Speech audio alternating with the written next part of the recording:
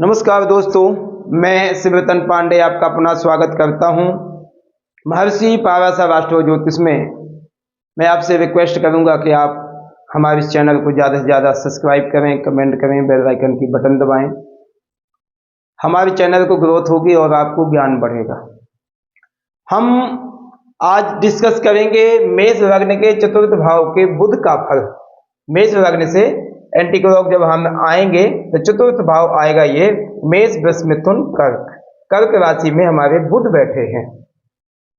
मैं आप सबसे पहले बता दूं कि हमारे इस चैनल की लॉन्ग वीडियो जो है 69वीं वीडियो है और शॉर्ट वीडियो भी हम लगभग दो तीन वीडियो डालते हैं, अपलोड करते हैं। तो प्लीज सारी वीडियो आप देखिए। हमने मेष लग्न के सूर्य का पूरा टोटली द्वादश भावों का फल, चंद्रमा का द्वादश भावों का फल, मंगल का द्वादश भावों का फल, पूरे 12वें भाव तक का हमने डिस्कस कर दिया है। और बुध का मेष लग्न द्वितीय भाव तृतीय भाव का हमने अपलोड कर दी है। अब हम चतुर्थ भाव की बात करते हैं। बुध चतुर्थ भाव में बैठे, चतुर्थेश क्या है? हमारे चंद्रमा है। और बुध किस राशि के स्वामी? मिथुन और कन्या के। मिथुन और कन्या राशि के स्वामी जो तृतीय भाव और छठे भाव के स्वामी बुध चतुर्थ भाव में बैठे हैं। ठीक, जब कन्या राशि में कर्क राशि में बुध होते हैं, प्रवेश करते हैं, तो किन नक्षत्रों से होते हुए जाते हैं? पुनर्वसु पादमेकम पुष्याश्लेषांतं कर्कः। पुनर्वसु पाद नक्षत्र का एक चरण, पुष्य के 4 चरण, अश्लेषा के 4 चरण, जिससे हमारी कंप्लीट कर्क राशि बनती है। ठीक है, पुनर्वसु का 3-20, एक चरण का 3-20 ही महत्व देता है। पूरा 3 अंश 20 कला सारों का हो जाता है। जैसे इनका 4 हो गया, उनका भी 4 हो गया, तो पूरा लगभग 26-40 हो जाएगा। ठीक है, इसलिए पुनर्वसु पुष्याश्लेषा। ठीक है, अब हम देखते हैं पुनर्वसु पुष्याश्लेषांग। अब बुध की दृष्टि हमारी 7वीं पड़ेगी। आज की दृष्टि हमारी 7वीं जो पड़ेगी 1 2 3 4 5 6 7, यानी 10th हाउस को डालेंगे, 10th हाउस को बुध की पूर्ण दृष्टि बनेगी। पुनर्वसु नक्षत्र के स्वामी हमारे बृहस्पति हैं, पुष्य के नक्षत्र के स्वामी हमारे शनि हैं, अश्लेषा नक्षत्र के स्वामी हमारे खुद स्वयं बुध हैं। नीच राशि जो है बुध की है मीन राशि है, और उच्च राशि मूल त्रिकोण राशि हमारी कन्या राशि, छठे भाव की। ठीक, तो हमारा पूरा चैप्टर जो हमारा ये बोर्ड का कंप्लीट हो गया शॉर्ट में। अब हम पूरा डिस्कस करते हैं कि हम चतुर्थ भाव से क्या विचार करते हैं। चतुर्थ भाव हमारा सुख का घर है। सबसे ज्यादा आपको सुख कहां मिलता है? माता की गोद में सुख मिलता है। तो माता का घर भी चतुर्थ भाव है, सुख का भी घर वही है, वाहन का भी चतुर्थ भाव से हम विचार करते हैं, संपत्ति उदारता का भी विचार हम चतुर्थ भाव से करते हैं, प्राइमरी एजुकेशन का भी विचार, विद्या का विचार भी हम चतुर्थ भाव से करते हैं।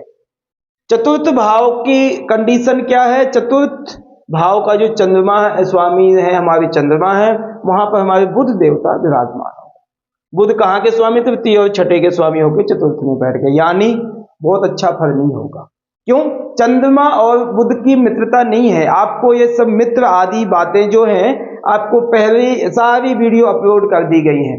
मित्रता, शत्रुता, किस राशि के स्वामी है, कौन सा किस कारक का ग्रह है, ये सब चीजें अपलोड पीछे बेसिक में की हुई है।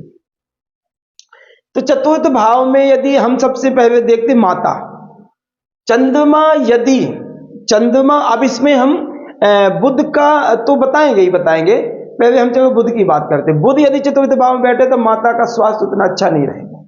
माता से बच्चे को उतना स्नेह नहीं मिलेगा, किसी कारणवश या विचारों में मतभेद, या माता का खुद का स्वास्थ्य न होने से स्नेह क्या दे पाएगी माता। तो ये विचारों में आपने चतुर्थ भाव में यदि छठे भाव का स्वामी होकर के बुध यहां बैठा है, तो माता का स्वास्थ्य खराब रहेगा, बीमारियों देगी, जिससे बीमारियां आएंगी तो माता खुद स्वस्थ नहीं रहेंगी, तो बच्चे को क्या प्यार स्नेह होगा। ये दिक्कत आपको आएगी, माता से उतना सुख नहीं मिलेगा।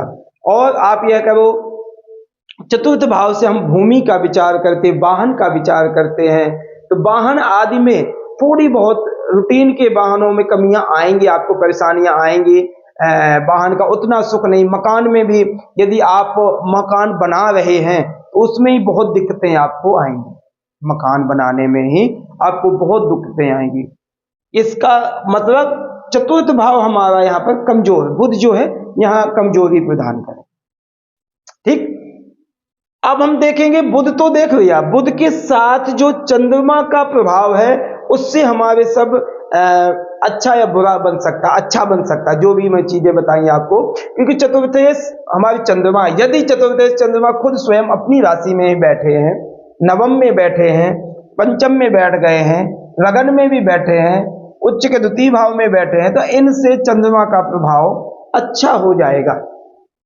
यहाँ के स्वामी यदि यहाँ जाएंगे तो केंद्र के स्वामी त्रिकोण में चले जाएंगे, ठीक है, यहाँ केंद्र के स्वामी खुद केंद्र में चले जाएंगे, चंद्रमा का अच्छा मंगल से मित्रता है, तो चंद्रमा यहाँ प्रभावशाली होंगे। विशेषकर चंद्रमा यदि अपने चतुर्थ भाव में बैठे हैं तो माता को सुख मिलेगा, माता की सुखों में कोई कमियां नहीं आएगी, कोई दिक्कत नहीं आएगी आपको।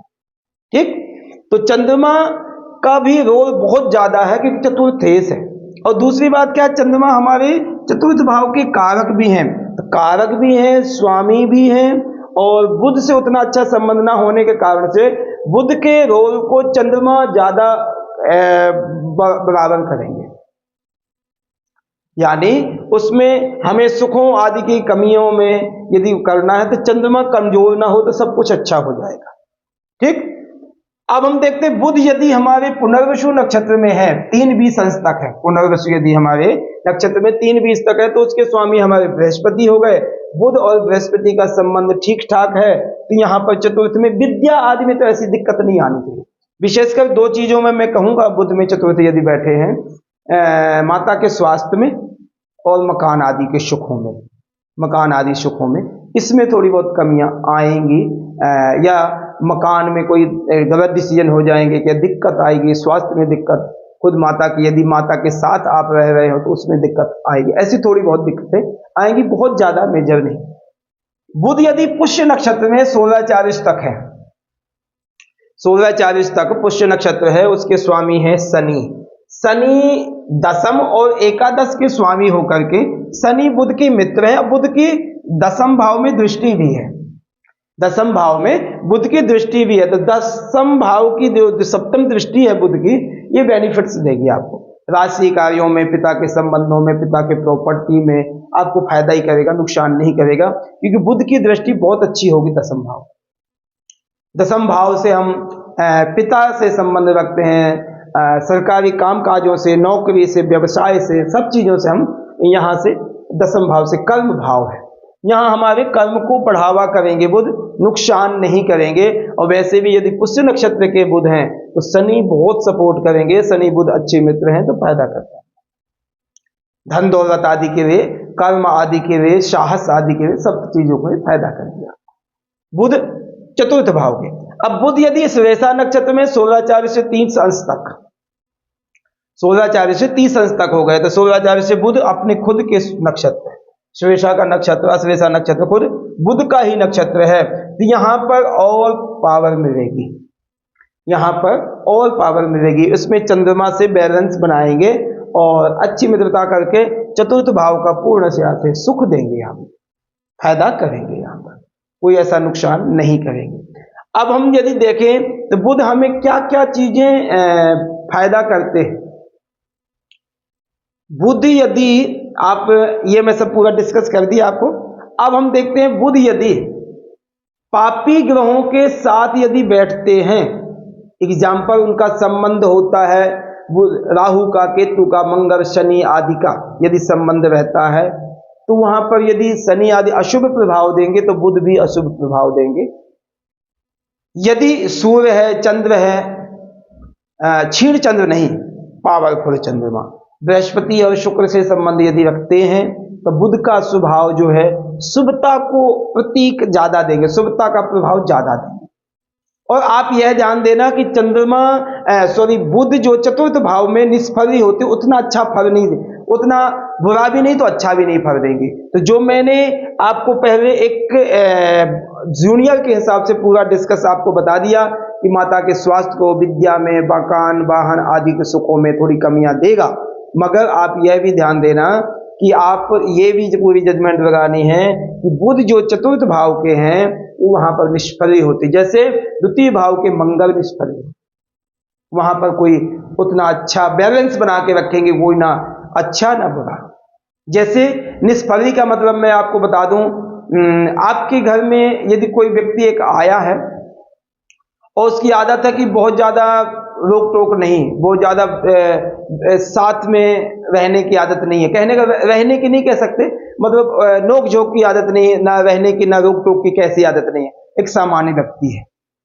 तो आप पे आकर के यदि आपसे कोई, आप उससे डिस्कस भी करोगे, कुछ करोगे तो हाँ ठीक है कोई बात नहीं, ऐसे ही शब्द करने वाला बुध है कि बुध यदि चतुर्थ भाव में है तो आपको वहां उतना प्रभावशाली भी नहीं बनाएगा, तो उतना नुकसान भी नहीं, ठीक। हाँ, यदि हमारा चंद्रमा भी कमजोर है, यदि छठे चंद्रमा आ गया तो माता को स्वास्थ्य खराब भी करेगा।